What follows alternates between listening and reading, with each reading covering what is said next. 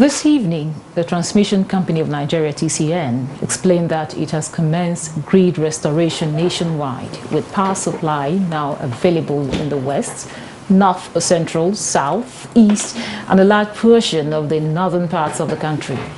This explanation follows total grid collapse that occurred at 12:35 a.m. of Thursday, causing outage nationwide after more than 421 days of consistent grid stability. TCN says the collapse, which occurred as a result of fire incident on Kainji and Jeba 330 kVA line 2, is being investigated with a view to forestalling future occurrence and strengthening the grid. The last system collapse recorded was on the 20th of July 2022. Solutions to the national grid collapse is the focus of the program this evening. I am Eucharia Clinton. Welcome to the Nigeria Today.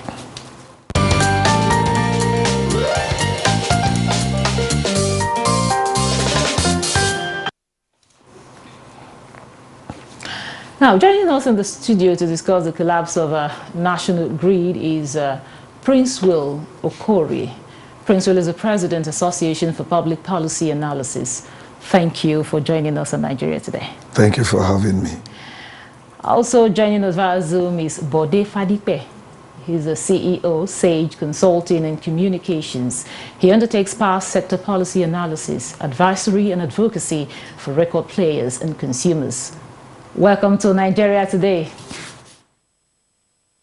Thank you for having me. Good evening, viewers. Yeah. Now, I'll start with you, Bode. You know, in 2022, according to report, we had about 8 collapse, great collapse. And even just recently, in the introduction, we reported that we have celebrated, the TCN announced that 400 we've enjoyed stable grid, as in grid stability for over 421 consecutive days. Why do we still have this grid collapse? Well, thank you so much for that question. The reasons why we have grid collapse are not far-fetched. Admittedly, we have celebrated 421 days, unbroken days of grid stability. But that is not to say that we have arrived at the location where we desire to be in terms of grid stability in this country. As a matter of fact, in terms of the entire value chain or the grid system itself, everyone who is observant and who is a stakeholder in the Nigerian power sector will admit the fact that the sector is not where it wants to be and where Nigeria wants it to be. So the sector is still lagging behind. I'm sure Mr. Okorie, who is also a discussant on the program this evening, will also agree that the sector has not come to that place, because I know he's a very strong voice in customer or consumer advocacy. We all agree that the sector has not come to the place where we want it to be. And there are several reasons that are responsible for that. The equipment themselves, the issue of amount of money that is available to the sector, the current state of the economy, and several other factors that are plaguing the power sector today. The one that has just happened that has led to this collapse in the wee hour of the day is as a result of fire outbreak, and that could be ascribed to so many factors. As a matter of fact, there are schools of thought that are asking whether this is a sabotage and somebody is not happy that the market or the sector or Nigeria electricity supply industry is celebrating 421 days of grid stability. I mean, it's unprecedented in the last 10 years of the power sector that we will have over 1 year of grid stability. I mean, those of us who are familiar with the sector, we know clearly that that was an unprecedented achievement, at least for TCN. So if suddenly we are now having a glitch, then so many questions will be asked. Is it as a result of sabotage? Is it that those who sat down to make the sacrifice they are no longer there to make the sacrifice that made the grid to stay for 1 year? Is it that the equipment that we are using is giving way suddenly after over 1 year of constant usage? What could be responsible for the fire outbreak? Why is it that the system did not sense the fire in such a way that it will on its own cut off the offending part of the network, so that the entire grid does not go down as it went down? And it's not just partial collapse, it's a total collapse, and that's quite strange that it will happen so soon after celebrating 421 days of grid stability. That's what I want to say for now. Thank you. Prince Will, now you've heard what Bode said there. Beyond the issue that he has raised, what are some of the challenges that you think that should be nipped in the bud if we are to, enjoy consistent grid stability? You see, on the 21st of June this year, the Licensed Electrical Contractors Association of Nigeria held a seminar in Abuja here at the Labour House, and the issue was stability, security and stability of networks. NEMSA, Nigerian Electricity Management Services Agency, is the agency of the federal government that has the responsibility of certifying personnel that carry out installation, electricity installation. Now, when you talk about this grid collapse, like he alluded to the fact that it could be equipment, it could be sabotage. I'll look at two angles. One, equipment. When you want to talk about equipment, you talk about who produced those equipments, how are they brought, are they quality equipments, who manufactured them, are they foreign? If they are foreign and they are fake, how did they find their way into Nigerian markets to be used?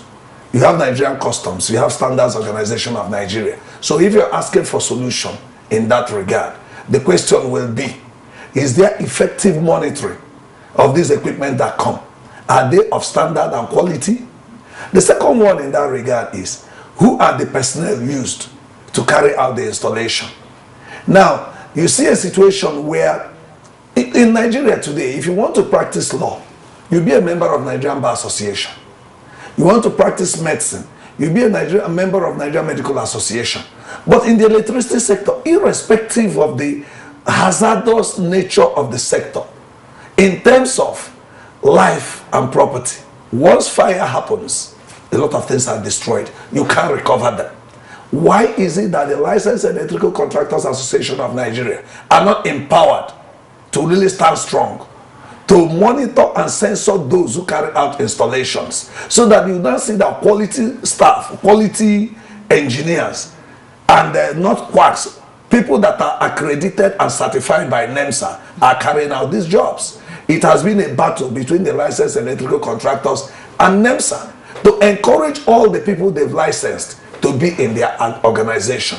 If they were in their organization, this discussion now could be taken to them to identify who are the contractors that did these jobs and why was it like this. But you can't say that now, because when they license them, they will say anybody should go and operate, that you have freedom of association, that they are non-governmental. But we forget that section 14(2)(c) of the 1999 Constitution as amended provides that the participation of the people in their government shall be ensured. We forget that section 24(e) says it is the duty of the citizen to assist law enforcement agencies in maintenance of law and order. In other words, these licensed electrical contractors, even though they are not in government, they can be encouraged to monitor those who carry out these installations. Now, when Mr. Fadipe alluded to the issue of sabotage, I tell you, there is a nexus between sabotage and investment in the sector. Most of the things of crime that is committed in most cases, if you go and investigate, out of anger and out of feeling of injustice, some people do things that are not supposed to be done. What do I mean by that? In the power sector today, most consumers are the people that bought transformers, pole, wire, and they buy this. The distribution company looks away, and these people will buy these things and energize it with their money. The distribution company takes over and starts billing them arbitrarily. In most cases, some communities have spent almost 50 million to electrify there is network expansion investment policy in the power sector. It's not implemented, it's not enforced. There is no enlightenment at all. So communities and individuals who invest are told, well, you can invest. But the condition before is that if you are investing, you will agree with them and they will compensate you after. But it's not done in most cases. The process does not favor those people. So you can see a situation where some youths in some communities could, out of anger, feeling that even if though they have invested and bought these things, they are kept in darkness for months. And the amount of money they are told to pay is beyond what they should ordinarily pay. Out of anger, some people could commit this. But if you want solution, the solution is there has to be responsible way of managing the sector. Yeah, before we go to solution, Prince Will, I'll allow Bode to weigh in on this issue. Now, Bode, one of the challenges mentioned by the players in this industry, talking about the TCN and the TCN, he said there is the zero spinning reserve and also lack of adequate system control. What impact does this have on the grid? Now, in terms of system control, which is the SCADA, and then spinning reserve, what spinning reserve is supposed to do is that when a station is going down or when a unit is going down, there is another one that is running constantly, so that when that one goes down or is seen to be going down, that one can be asked to take up immediately. So there is a governor that is looking at the entire network, that is looking at the entire transmission network vis-a-vis the generation performance, and is making sure that in the event that one of these units is going down, another one is ready immediately. Because you see, the thing with electricity is that it does not tolerate any space at all. If you want to have a seamless power sector, you must have a situation where there is somebody waiting on the wings. It's just like I will compare it to 4x100 relay race. The moment the first person takes off, the other three legs are already warming up, stretching their hands behind, trying to take the baiting. As soon as the person coming gets to their point, once it gets to their point, that person takes up immediately and is going until they get to it. So almost exactly the same situation. Somebody is waiting in the wings. That's what the spinning reserve is meant for. Somebody is waiting so that in the event that a brother unit is going down, a sister station is going down, that station picks up the load immediately, so that there is no drop in frequency. In Nigeria, the frequency level is 50 hertz. Anything slightly below that, it can throw the entire grid into the kind of situation that we had overnight. That is as far as spinning reserve is concerned. Then the SCADA is a monitoring device that has a helicopter view of the entire grid to know when problem is coming up and to identify the location of the problem and to draw attention to it immediely, so that those who are supposed to take action are taking action, both human action and action from the equipment. For instance, take the fire outbreak on the Kainji Jeba 330 kV line. That is the highest voltage in this country.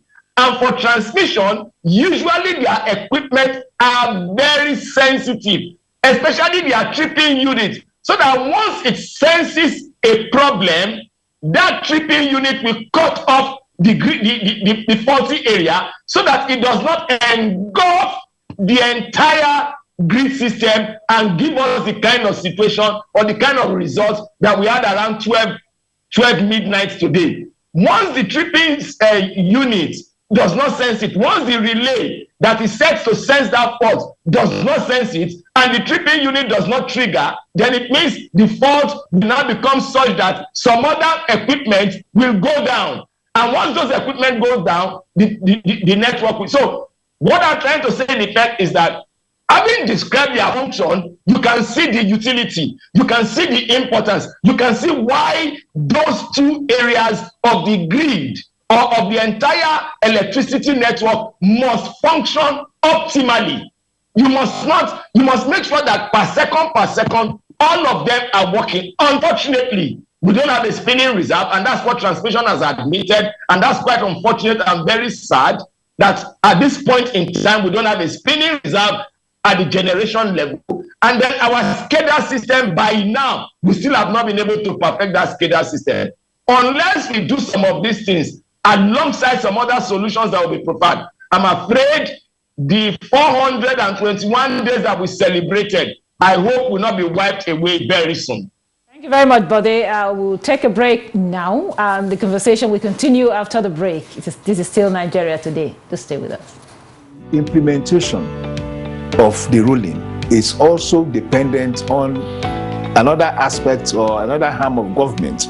Nowhere in the world will allow under digital economy for banks not to be dispensing domestic currency in that economy. What will make this one different? We want to know what they do as occupation. All of these are attributes that our questions have been designed to investigate. In a few days to come, you see that we are all around their own crannies and everywhere in Nigeria, telling people to cooperate. Welcome to Nigeria Today.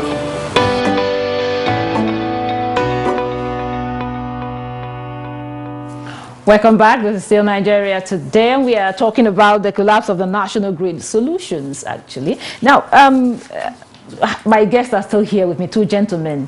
Now, Prince, we had all Bode read. I haven't reeled out all the problems, all the challenges. We're looking at solutions. Can there be a time when we will celebrate 5 years, 10 years, 25 years of uninterrupted power supply? I wonder. I am not optimistic. Going by the things on ground. For instance, he talked about fire outbreak. You have Federal Fire Service. What is the preventive measure they have on ground? What is the relationship between the Federal Fire Service and the generation companies and distribution, or even TCN, to be able to profile or prevent fire outbreak? We don't know.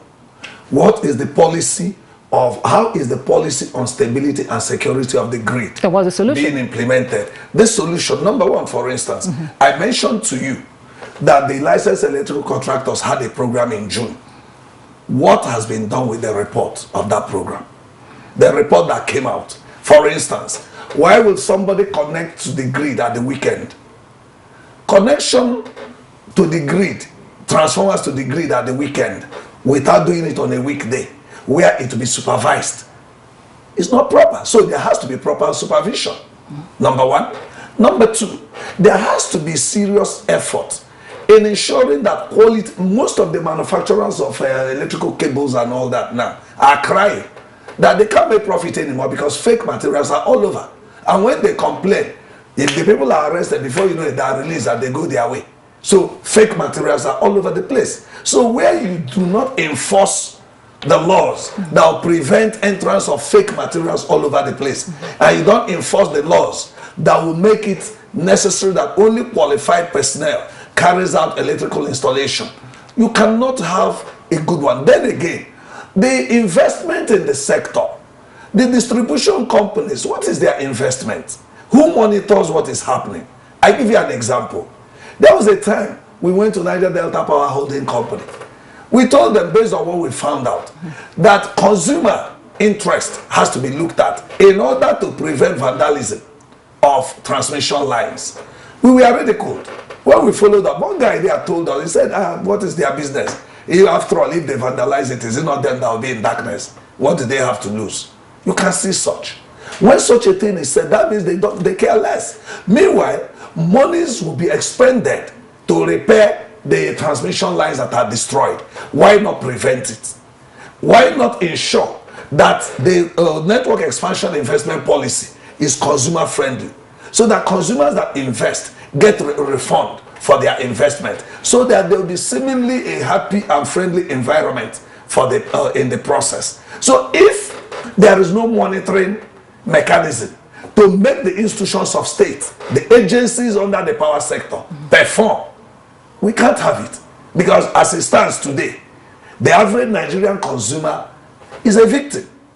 Yesterday or 2 days ago, they had a program, Vigilante Group had a program, they called me to present keynote address. My research, what I found out, was going by the Police Public Order and Public Safety Act, which says that the president can give instruction to the commission, to the Inspector General of Police, and he will carry it out without question. The same to the Commissioner of Police, through the governor will give him and he will do. That shows you that safety and security of the nation and every other thing in the nation depends on the democratic institutions of state.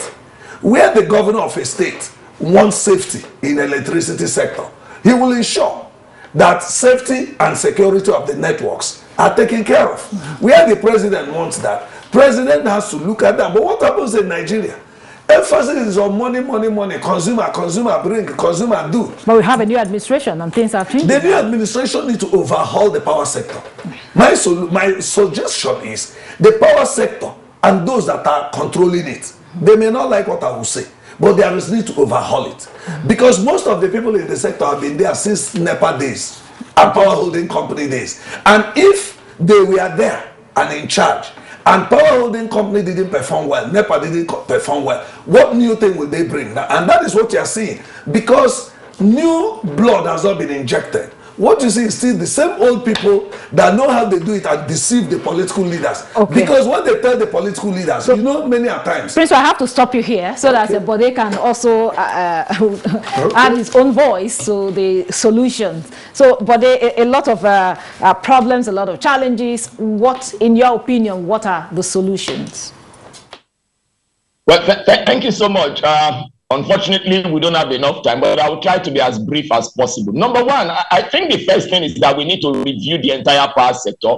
But in 1 month and some few days, the power sector will be 10 years. I am aware that there is a conference that is coming up between October 31st and 1st of November. I'm sure NTA will be there. That conference is intended to review the entire power sector. So that's number one. We need to see where we are and where we are going to, and what has hindered us from getting to where we are supposed to be when we are supposed to be there. I mean, why we are not where we are supposed to be. And part of the things that all the members of the value chain are going to sit down together for the first time and stop the blame game and look at themselves in the face and say, these are where the problems are. Number two solution, which I know very clearly, is that when lines are too long, they create problem. We need to break our lines. We need to, and that's one thing that the new Electricity Act has done. Let's give kudos to President Bola Ahmed Tinubu that signed into law, I think on the 8th of June or thereabouts, the current Electricity Act that we are using. That act now allows the states to be players in the generation, transmission, and distribution sector of the value chain. And that's a major milestone because you can now reduce the pressure on the grid itself. I see my brother Princely shaking his head. Perhaps he does not believe in what the act says. Anyway, when we get to the bridge, we'll cross it. The other one is that, of course, transmission must continue to spend a lot of time and money on its own network. Let us give kudos to them. Thank you very much, Bode. Thank you very much, Bode. I really wish we had more time, but this is it on Nigeria Today. A very big thank you to Bode Fadipe, CEO, Sage Consulting and Communications. He undertakes power sector policy analysis. Thank you for your time and your contribution. Thank you so much for having me. And also, we appreciate Prince Will Okori, President, Association for Public Policy Analysis. Thank you for joining us, for your time and contribution. Thank you. And thank you for being a part of it. Don't forget, Nigeria Today is weekday at 7:30 p.m. on NTA News 24. You can watch this and other episodes on www.youtube.com/NTA News 24 Hub. Once again, thank you for watching. I am Eucharia Clinton. Goodbye.